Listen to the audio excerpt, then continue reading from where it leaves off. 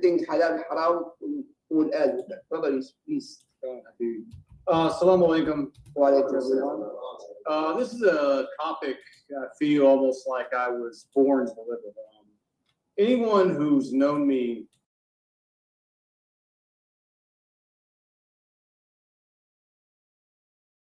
we're going to be getting into some of the evidences and some of the things tonight. No matter where I've turned in life, this topic has always been there for me. I've warned people about this since the mid to late 90s. I don't like to brag, but I have a lot of people, including Allah as a witness, that I outlined a lot of these events that we are witnessing today back in 1998, because I saw the trends and I saw the patterns and I saw the way society was going, and I knew it undoubtedly we would come to this point. Now, the only thing I was wrong on in terms of my predictions at that time as a teenager was how fast. I mean, it has gotten so fast that it's just no way, and even the last 5 years, it is accelerating at light speed. I want to start off with especially the kids, the young people, the sisters. This is a very controversial topic. It's not one that you are going to hear often in many masjids across the country. Unfortunately, there's many reasons why, as the Sheikh mentioned. Some parts of Europe, I mean, you can go to jail for even having a khutbah, on what is in our holy books, what our Lord, Allah subhanahu wa ta'ala, even says is considered to be hate speech.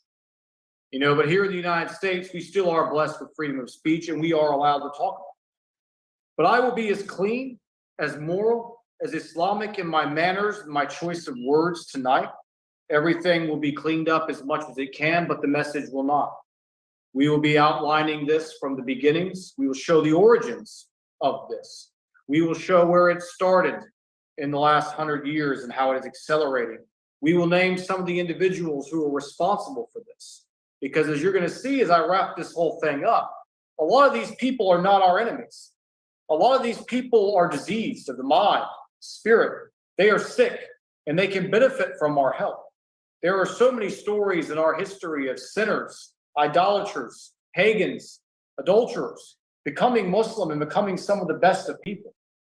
My grievance is with the people who are promoting it, the people who are taking advantage of impressionable young children, and the people who are behind the machine of this LGBTQ, agenda. I feel that as Muslims, we can no longer kick the can down the road, as the expression in the United States goes, meaning you just kind of push it farther back, you give yourself some breathing room, it's still waiting on you. No matter how much you push it away, it's always going to come. And then eventually the wind is going to blow and blow the can right back at you. And it's on our doorstep now. They are here. I saw how they've infiltrated the Christian religion over the course of my life. We will talk about those steps, how they went from tolerance, how they went from we just want to be married to you love us or you go to jail in just a very, very short period of time. And now they have Islam in the crosshairs. And we're going to talk about some of the evidences there. If you're a mother or a father, unfortunately, and you're in the West, there is a good chance your first grader or your second grader or your third grader has already heard of these issues. If they have not gotten it from these indoctrination centers known as public schools, they've gotten it from the cartoons. Just the other day, my son was telling me, 10 years old, wanting to play innocent activities, there was a transgendered flag appearing in a famous, I'm not going to give it any free attention here, but a famous cartoon video game. You're trying to play to beat the bad guys, and all of a sudden your 10-year-old, Dad, what's that? What is that flag for? You're seeing the Disney Corporation. I could do a whole 3 hours worth of content just on Disney in the last 5 years alone, but we'll leave it at that for now. But Disney, with their shows are aimed at kids. When I was growing up, Disney had the Seven Dwarfs and Snow White. Now they have the gender neutral, character. They have the gay couple, and you're seeing it there as well. You're seeing gender confusion across the United States. You have terms now that were unknown in the vocabulary 10, 15 years ago. Even to myself, when I talked about it, I was always kind of on the pulse of this, such as gender fluid. He is a gender fluid person. meaning his gender changes hour to hour, day to day, activity to activity. Yes, this is the levels of the insanity. But there's something much more sinister, behind that. As I did a lecture a few weeks ago on Shaitan's biggest trick, and I talked about how he subtly gets us to idolize or worship human beings and tricks us into shirk without us realizing it. But agendas like this, the Shaitan doesn't bring it that often because it's very difficult. It takes a lot of time and effort, but it is the ultimate. And we're going to give evidence from Allah subhanahu wa ta'ala from the Quran, stating that this is one of the most ultimate, of sins, of betrayal. The Shaitan took a long time. This issue was dormant for a couple of thousand years, you can argue. There wasn't a widespread problem with this. Unlike issues of idolatry and shirk and people leaving God, which tend to occur minute by minute, hour by hour, decade by decade, this one took a long time to resurface, but it is here.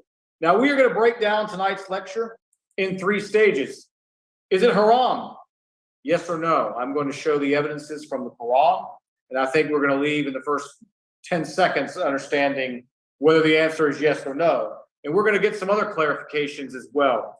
We're going to talk about the evolution of this movement in the last 100 years, how it has come so fast from a figure in Germany in the early 1900s, all the way up to the sexual revolution, all the way up to the AIDS epidemic, supposed epidemic, we'll get into a little bit of that, and then all the way into the post-marriage years, which have happened post-2015. And then we're going to talk about, as always, the Islamic manners, how we are to deal with these people. Should this be a sister, a brother? I mean, in literal sense, not figurative, as we all are brothers and sisters in Islam. If someone comes and visits the masjid and they express some of these feelings, how should we deal with them? And we're going to talk about that from the Islamic perspective as well. One of my first lectures I did here, I talked about cults. And I used the comparison between a cult and some of the accusations against our messenger, sallallahu alaihi wasallam.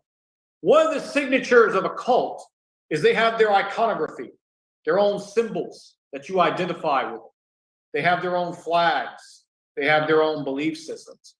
And no one represents the cult more than the LGBT community. It is a religion. They have their own symbols. They now have their own month, courtesy of the United States government.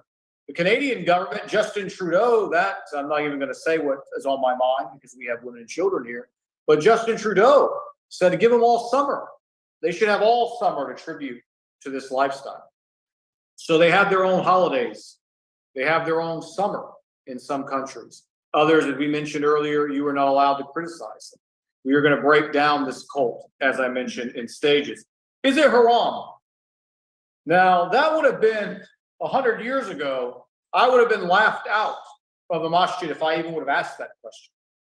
But now, where everybody is a sheikh, everybody has access to Google, everybody can have a blog, anyone can write for a magazine, we are seeing that's somehow becoming blurred now. Let's take a look at July 28th, 2015. According to one of the best sources for Sunnah knowledge, the New York Times, is where you want to go to get an authentic ruling. The New York Times said, absolutely not. It is not haram. And what was the reason cited? The gentleman was an Arab, by the way. Mustafa Iqbal was the journalist for the New York Times. And he stated that the Quran is not clear of whether homosexuality is haram or halal. He said, in fact, that Allah punished these people of Lot because they went after the visitors.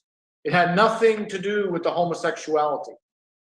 I did a Google search the other day and I found, this was just because it was the New York Times, I chose to give a date and an author. But there are so many articles like this where we have the kuffar, we have some of these Muslim in name onlys who've been born in the West and they want to earn their stripes, if you will. So they go and they write for the magazines and they say, oh, Islam says it's halal. It's a conditioning, process. I want to say to Mr. Mustafa, well, in Surah 54, verses 33 to 39, we find a little bit different of a picture. Let's explore it, shall we? The people of Lot denied the warning. Indeed, we set upon them stones except the family of Lot. We saved them before dawn. So we see a little bit going on here. They denied the warning. Well, what was the warning? We will get to that. Except his wife. Yes, except his wife, which of course, obviously she looked back and embraced it. As a favor from us, thus do we reward the grateful. And he had already warned them of our assault, but they disputed the warning and they demanded from him the guests. So we see right here in context, Lot's mission, his calling was to warn the people. We're going to prove that even more detail here in a minute. They said, no, we want those guests right there. We want those two men that are with you. Despite the warnings, they did not heed the call. The people of Lot, we learn in Surah Ashura, as I pronounce it correctly. I always the Arabic. The people of Lot denied the messengers. When their brother Lot said to them, will you not fear Allah? Indeed, I am a trustworthy messenger, so fear Allah and obey me. So again, you have this. Do you approach males among the worlds and leave what your Lord has created for you for mates? But you are a transgressing people. They said, if you do not desist, O Lot, you will surely be of those evicted. So I want to say to Mr. Mustafa of the New York Times, what was Lot conveying to these people here? And what was their response? Was their response like, oh, Sunnahfollowers, I'm sorry. We didn't realize what we were doing was wrong. No, we'll kick you out. We are not changing what we believe, what we are doing, and who we are. They went after the messenger, as most messengers in history, unfortunately, have been when they've been sent to their people. We find here again in Surah Al-Araf, and we sent Lot to his people. Do you commit such immorality as no one has preceded you with from among the worlds? The English translation. So Allah subhanahu wa ta'ala is saying right here, you people are unique. You have transgressed the bounds more than anyone in history.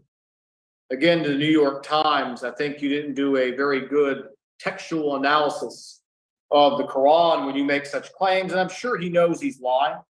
And the thing is, he doesn't care if we know he's lying. All he has to do is reach the gullible who are going to read that, and they are all of a sudden going to say, okay, well, yeah, it's halal, great. I was born Muslim. This doesn't contradict my desires. I can do what I want to do. And of course, that's the intent here from Mr. Ayub. He knows that we know. He is trying to, again, reach the gullible. So I think, as always, Allah subhanahu wa ta'ala has the final say, on this matter, whether it is halal or haram. Would you have anything you'd like to add on the halal? Haram, of course, we know is haram 100%. In fact, something very important. When people text me a video, an imam, Algerian imam in Germany, Algerian imam, and he make a couple women got married together and two men got married together. Please stop. And they cover their faces, but not him. I said, Sheikh Ibrahim, what do you think? I said, the ayat is decided. So, and also to add, this is Surah Al-Ankabut, that تخلو الرجال من دون النساء, a great sin. And Allah subhanahu wa ta'ala destroyed those people. In fact, Rasulullah sallallahu alaihi wasallam, when he went to the Sham for fighting, for Ghazwa, and we passed where the area with the Red Sea actually, and with the Qamurud, Rasulullah sallallahu alaihi wasallam said, pass and do not even look. Pass this river and they do not look. Unfortunately now, in Jordan, between Jordan and occupied land, Palestine, and they call the Jews, they make an area only for those. They come to this area, and not even Muslim country, Jordan, Muslim country, but they come completely naked 100%. Men and women, actually, you can, of course, I didn't see that, but I heard about people visit that area and they told me that. But of course, we know very well it's haram, and even Christian and Jews, they're haram. Christian and Jews, actually, as I told you, my second language is Hebrew. In the Torah, it's haram, great haram. even in the Jewish language. But I mean, the Bible actually, new Muslims here, they would say that. Continue. Oh, shukran. Very good further analysis there. Going to the nikah thing, I saw this. My nephew, who's watching me tonight, Salam Amora, he sent me a video a couple of weeks back, and I had to say it's the worst recitation of Fatiha I ever heard in my life. It was a supposed imam conducting a marriage ceremony for two men, reciting Fatiha while he was doing it. I said the worst recitation I've probably heard of Fatiha in my life. And you're having these so-called imams, we'll get to some of them later, who are condoning this, who are rolling over for this, who are saying words that I heard in the 1980s to the Christian church: coexistence, get along, acceptance, mutual tolerance. And we're going to get back. Hold on. Please give me attention. Very important. Online, listen, this impossible. Impossible and impossible. An imam with knowledge. Imam with knowledge, Quran and Sunnah will accept this kind of fact. There is no way, Jose. Impossible. They call Imam, but he's not an Imam. By the way, Imam, by the way, is not leading the Salah. Anybody can lead the Salah. Kids, Sunday, I make the kids leading the Salah. That's Imam. But the Imam here, with knowledge, winning knowledge here, understand the Quran very well and under the Sunnah of Rasulullah. That is the knowledge. You know, me by myself, I'm Arab, but I cannot take fatwas, halal, haram. But I go to the resources of the to give the answer.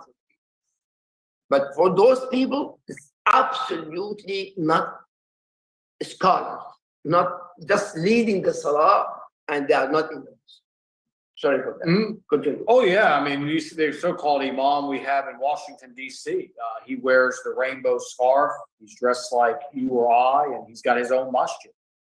And it's an LGBTQ. Yeah, you can Google him in Washington, D.C. In America? Yeah. Oh. He is a LGBTQ imam. They call him the first openly gay imam in the United States. And as the Sheikh said, no one with knowledge, would obviously take such a position, but we are living in the twilight zone, so everything is backwards, and they're trying to get everyone to think backwards. So how did we get here? You're seeing open magazines like the New York Times blatantly lie, as I talked about in the opening, all the things that we are going to see. Well, you can trace some of the modern transgender and homosexual movement back to Germany, and a gentleman by the name of Magnus Hirschfeld. Magnus Hirschfeld was one of the first time I ever heard the word sexologist used to describe a doctor. Hirschfeld was the be-all, end-all of the homosexual movement, an open homosexual himself. He was one where we get the idea that there was a gay gene in the human being. This opened up the door for religious institutions to be hammered with the point, well, God made him this way, so how would God judge him? This laid the framework for that argument, was that this Magnus Hirschfeld said there is a gay gene, that some men are born physically, I'm a man, but inside, I'm really a woman. And it paved the way again for who are you to judge? God would not judge you. You often hear, if you approach some of these people, they'll say, who are you? Only God can judge me. God made me this way. If God didn't want me to be this way, he would not have allowed me to be born this way.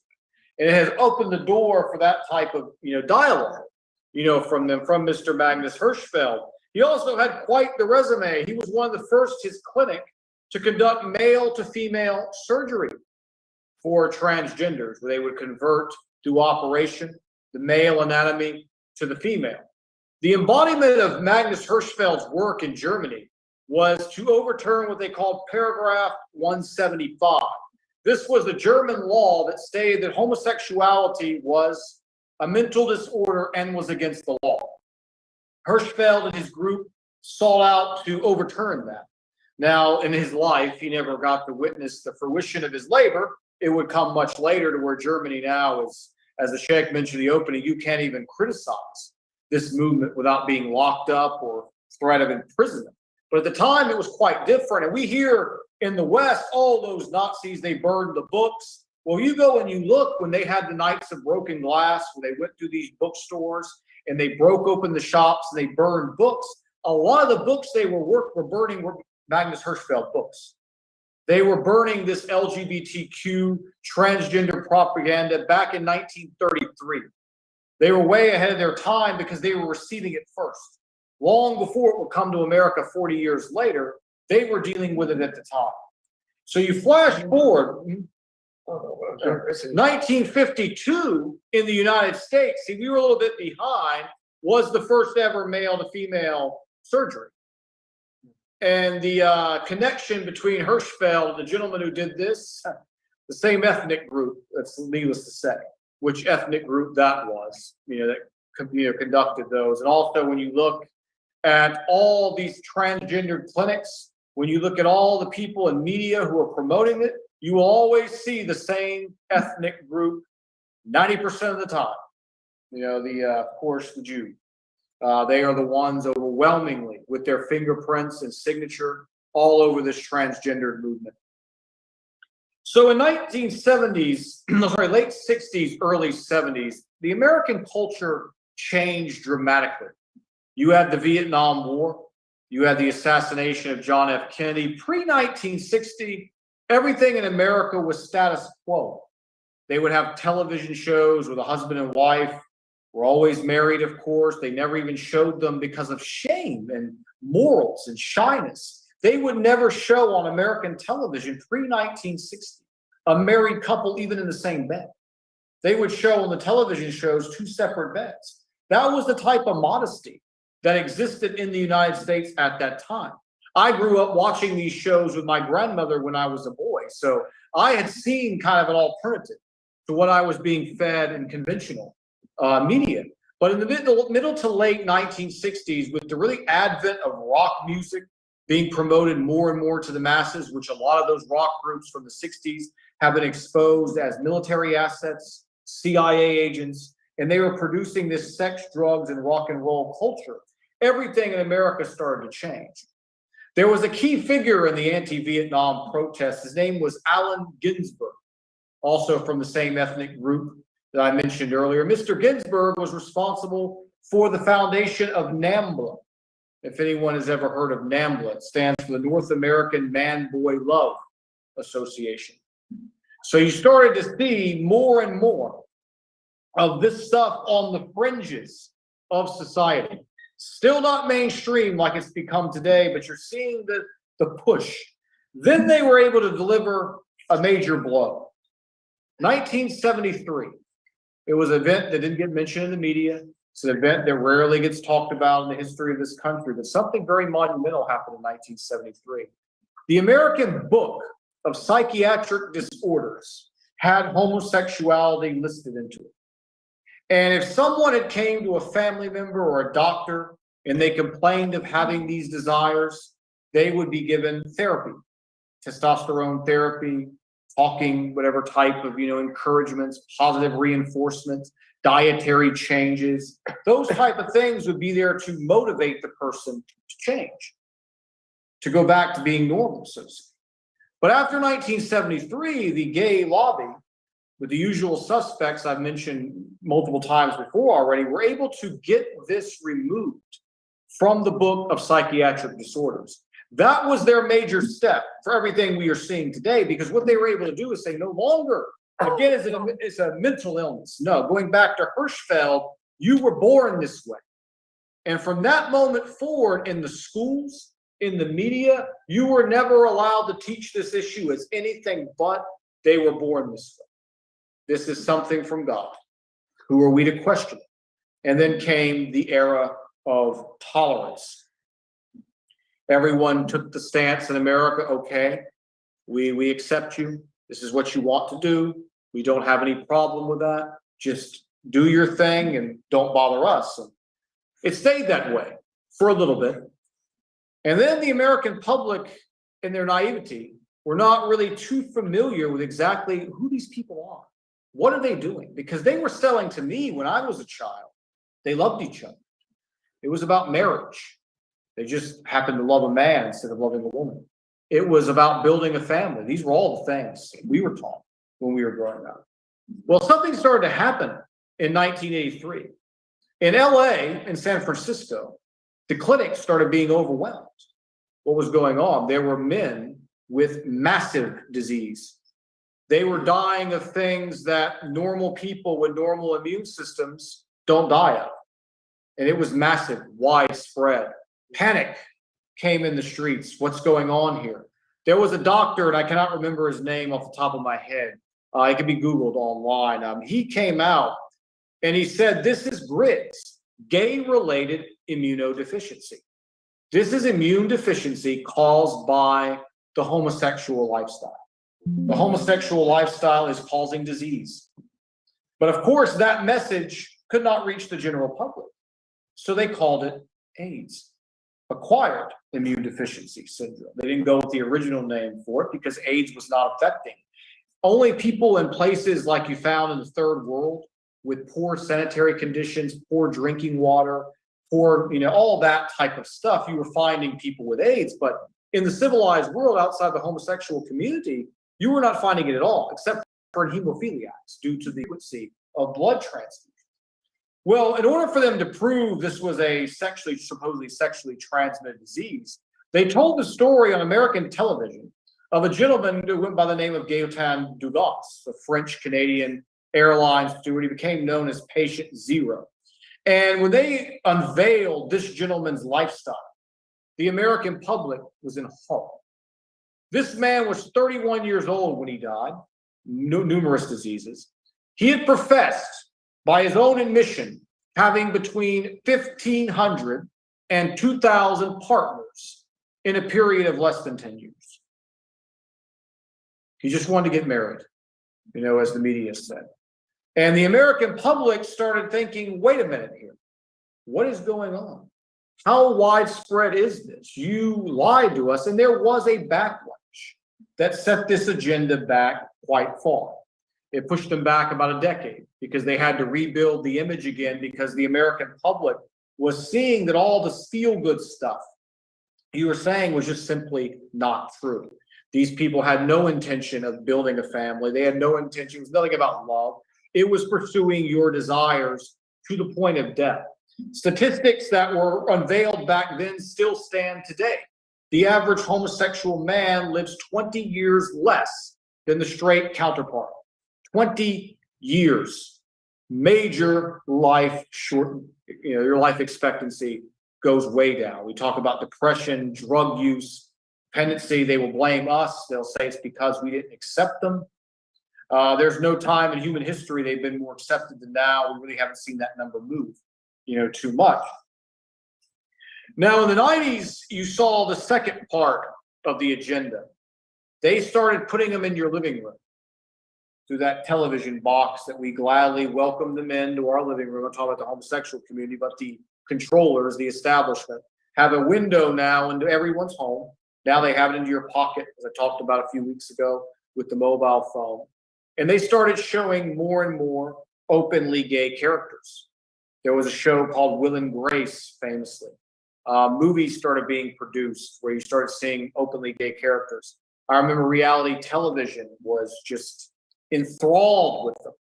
And the message was now not the tolerance anymore. See, tolerance was the 80s. You have to tolerate it. Now the message was just let them get married, that's it. They just want to get married, let it happen, and it'll go away. And I remember telling my friends, oh no, this is only the start.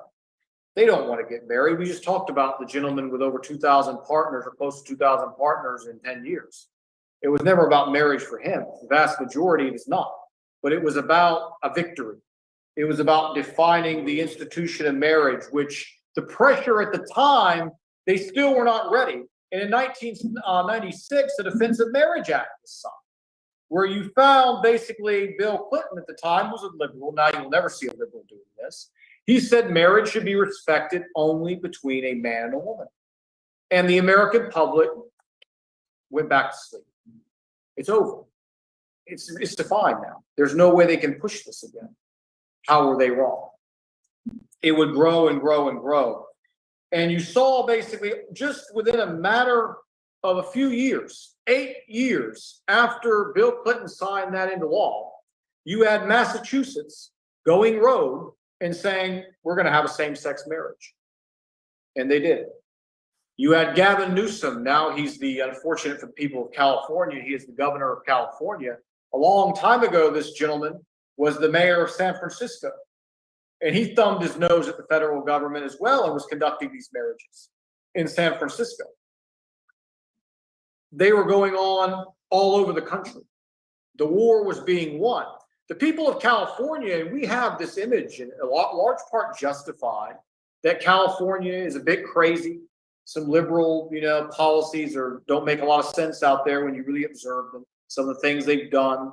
But anytime the people of California have been asked to vote on this issue, they've always said no. And in 2008, they voted on a proposition to do this, to stop this. The people have that right. But the United States courts told them, no, you don't. And they overturned the proposition, and it was back to business as usual. And then we had the most pro-LGBTQ president in modern history, took the White House in 2008, unfortunately, Barack Obama. And his first few years, he really didn't touch this issue. But as he was what they call your second term, lame duck president, you're not coming back, he unveiled it all.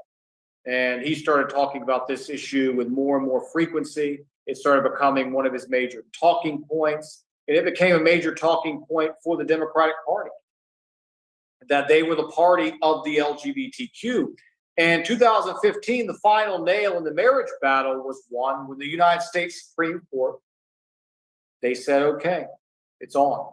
Freedom of liberty, under the Constitution, they have those same protections. And same-sex marriage became the law of the land. And it's been here ever since.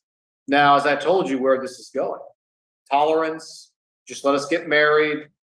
Would that be enough? No.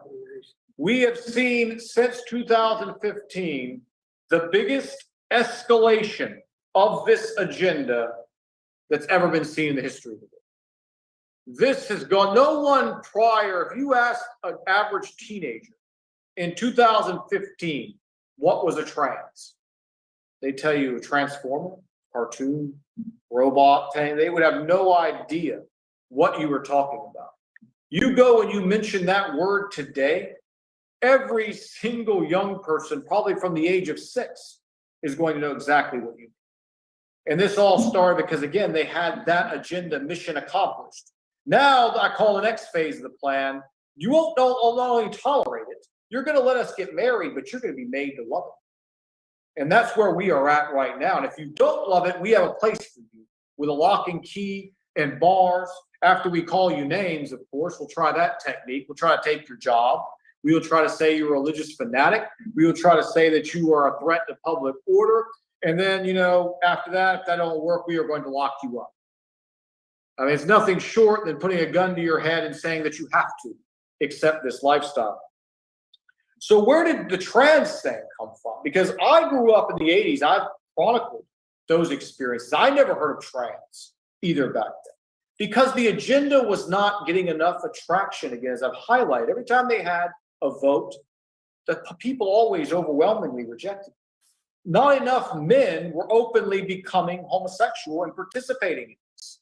So they launched the next phase of the plan. I call it Operation Trickery. This is where you had a whole generation of homosexual men becoming women to attract men. I've seen the comments on Twitter. I've seen them on social media. Young boys saying, well, I would never be with a man, but a transgender is not bad. And then there was one, and this was the best. I shared this with my coworkers. It was a doctor of psychology. He said, if you were a heterosexual man and you would not consider marrying or dating a transgender, guess what? You're gay. You are the one who's gay. They have them in beauty pageants. Now, Miss World, I guarantee you can mark this, copyright my statement. Miss World will probably, or Universe they call, whatever they call it these days, these pageants, will be won by a trans woman. They just had Miss Holland, I believe I saw this in the article the other day, was also won by a trans woman. You cannot escape this. If you don't want to date them, you're gay. You're a bigot. You're hateful. And again, this is, I call it Operation Trickery, because it's about trying to play with your eyes. This looks like a woman. It talks like a woman, because they've given it hormones for 10 years. They've had surgeries. They've done everything, tens of thousands of dollars. One they had on YouTube was about $100,000 spent on filing down the jaw, angling the face, carving the cheekbones, taking estrogen for 10 years. And when you look at the finished product, it's hard to even differentiate between a man and a woman anymore at this point. And this is becoming such a common thing. My friend was telling me, he was in downtown of the city I grew up in, and he was doing some kind of art exhibit, helping, he's not the artist, he was helping a person, he's a friend of his who's an artist. And they had one of their rallies, downtown. And he said the majority of them are trans. Where did all the normal gay men go? I said, they're still there. They just learned a better trick. They just now dress like women. And they're selling this agenda. And it's more and more. You have in our schools now what they call drag queen story hour. I don't know if anyone here has heard of this.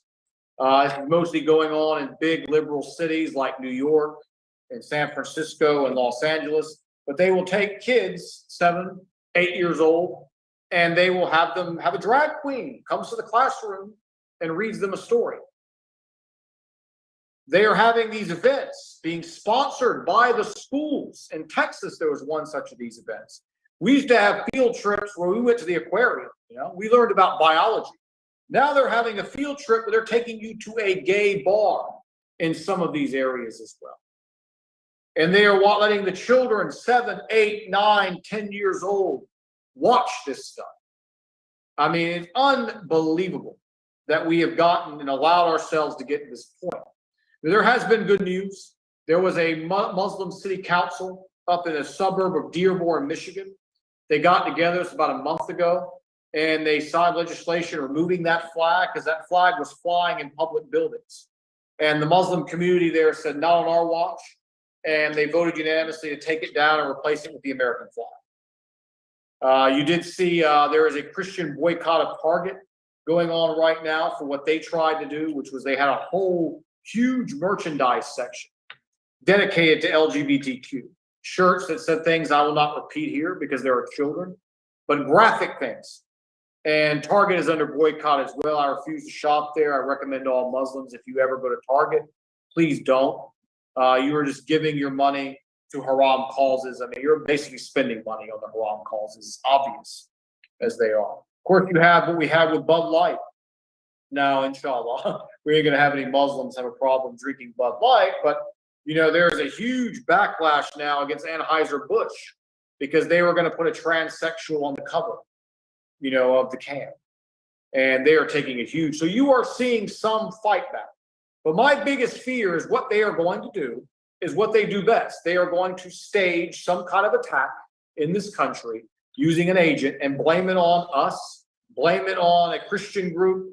And they are going to say, look what the hate online did. And they are going to pass those same hate speech laws that we see throughout Europe. Like he was saying, you cannot criticize them in large sections of the EU. You have no free speech. You are not allowed to disagree or anything. So that goes us to the last phase of this. We are going to talk about what we should do, how we should handle, this situation and these people. Before that, actually, I was, as you know, I was in Mexico last week. So I arrived to Texas. Stop this, please. This come. When I went to Texas, make wudu to pray Dhuhr and Asr at that time. And I just make wudu. I say Bismillah. And somebody, when I make wudu, somebody, are you a Muslim? I look, I swear, I thought a lady spoke with me. A lady, actually, not I thought. She's a lady. Hair, eyes, this beautiful woman. And I said, yeah, I was shocked. I make wudu completely. And when I leave, I don't want to say anything because I don't know if she's a male or female, honestly. I said, I have a question for you. Say, outside the bathroom, outside. And she filmed me outside. Honestly, I ran away. I don't but to speak with her or honestly, I don't know, is male or female. But we are in a bathroom, male bathroom in Texas. And there's a musalla there. I make actually Dhuhr and Asr, my wife and my son to pray over there. The moment I finished, I ran away from the bathroom. Why? Because I heard, if I say anything about them, I'll be in prison. Especially me as an imam. Oh, especially also, yes, I'm very American, but I'm Palestinian too. Become a crime. So sorry. Oh, no worries. We need a solution for this. Oh, absolutely. Yeah. And I want to first, after we talked about the origins and some of the behaviors, and again, that's all. Actually, 10 o'clock, so the Isha. 15 minutes? Yeah. Okay. Inshallah. Yeah. To hate them. And the answer, like I said, is absolutely not. In fact, 82% of trans people, I pulled up the study before today because I knew the number was high. 82% have contemplated suicide in the last week. You have 40% of them have actually attempted it. We are dealing with people here who mentally, like that psychiatric book of disorders had said, back in 1973, they need our help.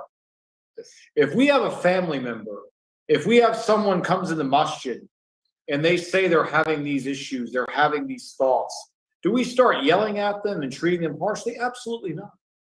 We listen to them and we give them our heart and we provide honest counseling and we can save souls. I'll give you a story. This made me cry. Sometimes people say, that du'as are never accepted, but I'll tell you one time it was. Let's go back to 2019. I'm in my office about Dhuhr prayer time. I'm reading on my lunch a custody battle between a crazed mother and the father over a young boy who was as old as basically my son, who's sitting here now as a 10-year-old, was at the time. And the mother was one of these liberals who wanted to use her children as props to show how progressive she was. And she was forcing the young boy to wear a dress. She was forcing the young boy to wear makeup at this age. And the father said, when he comes to me, he's crying. He's saying, Dad, I don't want to do that. I want to play baseball. I want to do these things. And the father was going to the courts. And they were siding with the mother, as often the American judicial system is designed to do. And they were going to give her back and take, because they said he was a transphobe. They were going to take the boy, away from the father for good. And the woman was about to put him on hormonal replacement therapy, which means that this boy would never have the ability in his life to have his own child. Yeah. And this decision, he's not even old enough to get past writing his name. And this demonic woman has basically already, done this, to him. And I wept because I had 3 boys of my own. At the time, I only had 2. And I just imagine the innocence I saw every day. And I made dua after a salah. I said, let this, shaitan, lose this battle, so to speak, and let's get this boy saved. And 2 months later, I found out what the boy was. Father got himself some good lawyers and basically was able to get the boy away from that woman because she would have taken him down a path that there's no return. And so many times we're seeing this in the modern day society. We are seeing these parents, oh, look, I've got a trans child. You see it with this Angelina Jolie, this celebrity. You see it with Charlize Theron. The NBA basketball player, Dwayne Wade, has taken his first son, turned him into a trans. His son is now trans. The famous... Legally can do that? Well, they agree. I mean, the son was already a little bit older in Dwayne Wade's case. But now in California, all you have to do is get a good psychologist to go and pressure the kid. You feel like a girl, don't you? You feel like a girl, don't? And they can do it. It's the parents' wishes. Oh my God. It's becoming just, things you would never be able to believe, And the NBA basketball player I grew up watching, Magic Johnson, a very famous player in the 1980s. His oldest son is now trans. And the media, of course, is running with this. You're finding so many of these celebrities just by coincidence, are having trans kids. I believe it's no coincidence, obviously. That's why I made the gesture. But again, growing and growing. California's already, again, passed this legislation. We as Muslims have to be that friendly voice, that voice of reason, that talks to them, that listens to them, that shows them there's another way. You know, this lifestyle they're pushing at you, what's going to do 20 years younger life expectancy, as I highlighted earlier. You are angering Allah subhanahu wa ta'ala.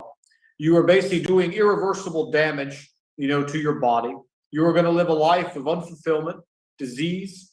You know, you were created for a purpose. And anytime, as I highlighted in the lecture a couple of weeks ago, we go against what Allah subhanahu wa ta'ala created us for, you are going to have disunion, chaos, misery, you know, in the human being. So most of these people, they need our help. And I don't want to in any way encourage hostility. Now, we should be hostile to the movement when it's confronted to our children. When it's presented to us, we should openly reject it. But the individuals, some of them are good people. They're just misguided.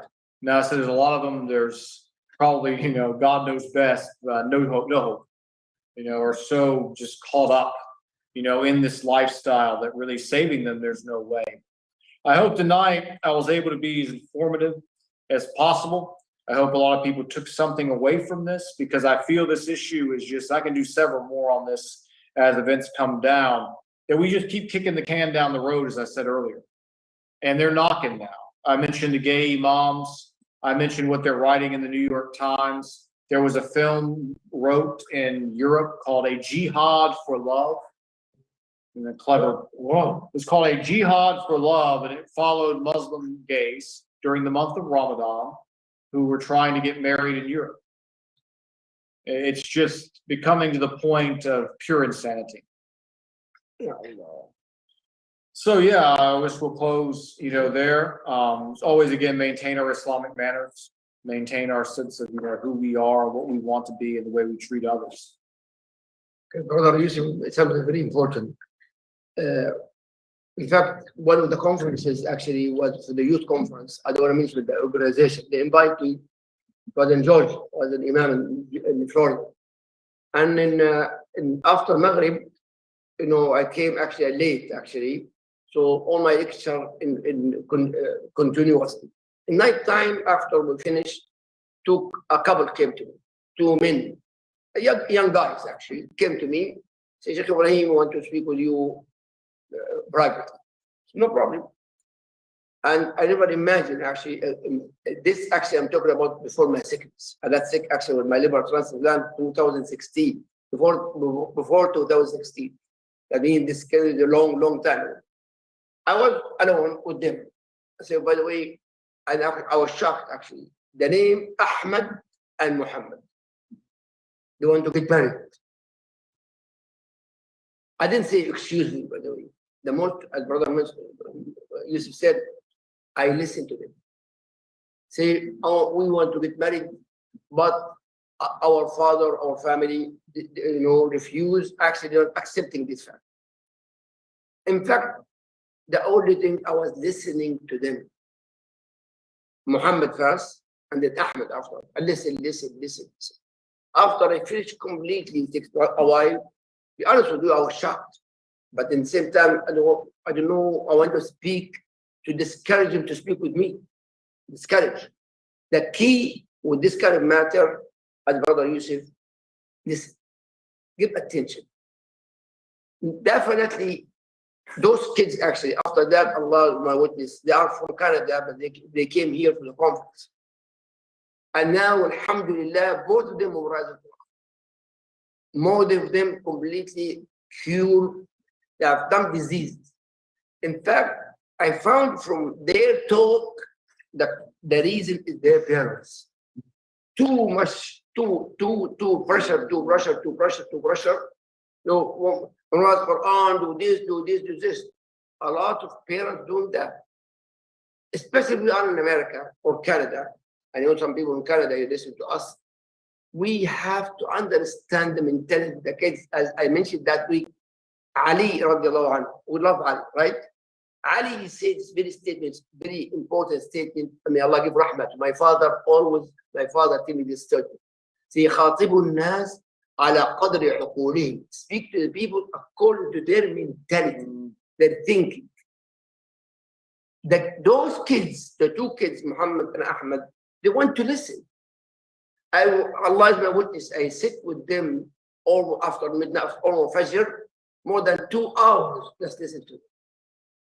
And I felt boldly to want to speak. I asked the question, do you have a relationship? No, but I want to get married first. Then after I listened completely, I didn't speak halal and haram. It's not my job because they know very well we are actually Islamic conference they came with. Islamic conference.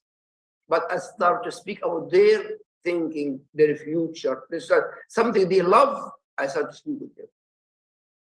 And we didn't speak about marriage at all. And after that, I give them my number. Of course, when they went to Canada, I visited Canada actually myself. I will sit with them. Alhamdulillah, now we're in touch, by the way. They are completely cured from that disease. As brother Youssef said, it is disease. It is disease psychology. Those kids, actually, they're Muslims.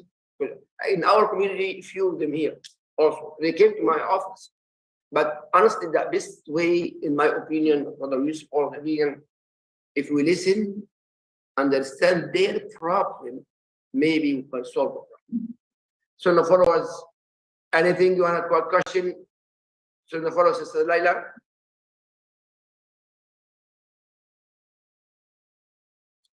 I think they are not there, Sunnahfollowers. They are there? We have 20 people there. Assalamu alaikum. I can check if there's any questions on YouTube. All right, inshallah. Okay, Jazakumullah.